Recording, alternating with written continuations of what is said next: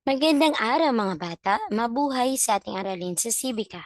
Isang araw na naman upang tayo ay matuto. Handa ka na ba? Ang ating aralin ngayong araw ay tungkol sa katangian ng aking komunidad. Noong nakaraang aralin ay pinag-aralan natin ang mga uri ng komunidad at mga bumubuo sa komunidad.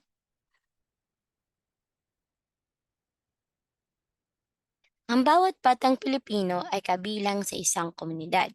Ang kinabibilangang komunidad ang humuhubog sa kanila para sila ay maging mabuting tao. Ito rin ang tutulong sa kanila para maibigay ang kanilang mga pangangailangan, mailalarawan ang kinabibilangang komunidad ayon sa kapaligirang kinaroroonan nito.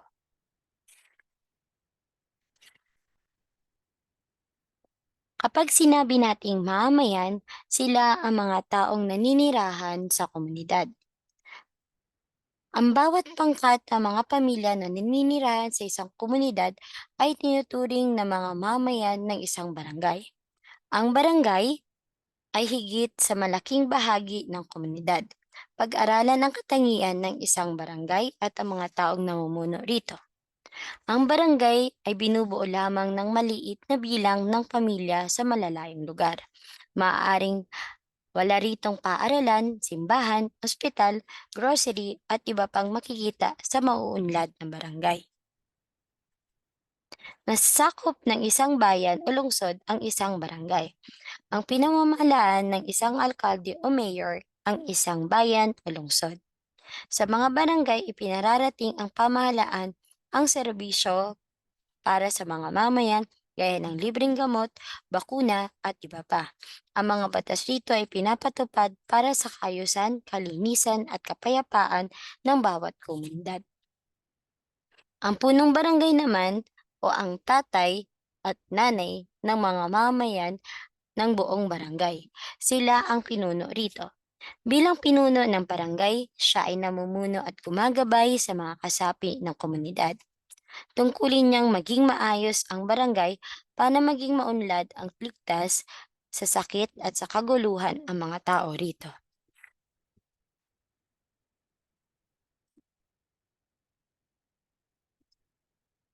Ang sangguniang barangay ay ang mga taong tumutulong sa barangay.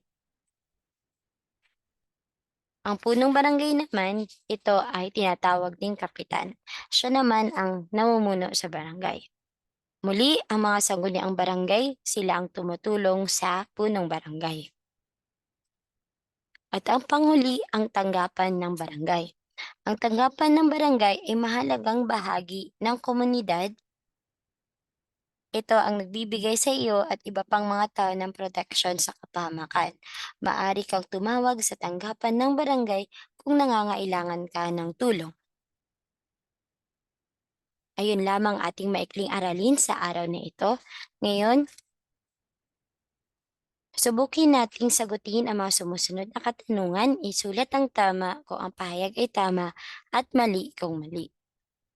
Ang mga mamamayan ay dapat sumunod sa batas. Tama o mali?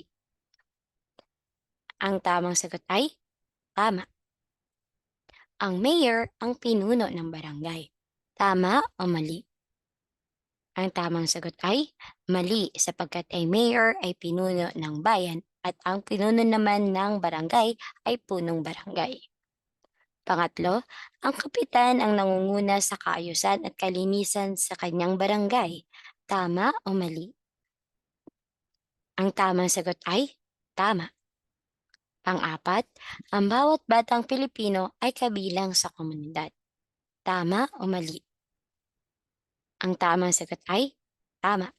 At panlima, ang tanggapan ng barangay ay hindi mahalaga. Tama o mali?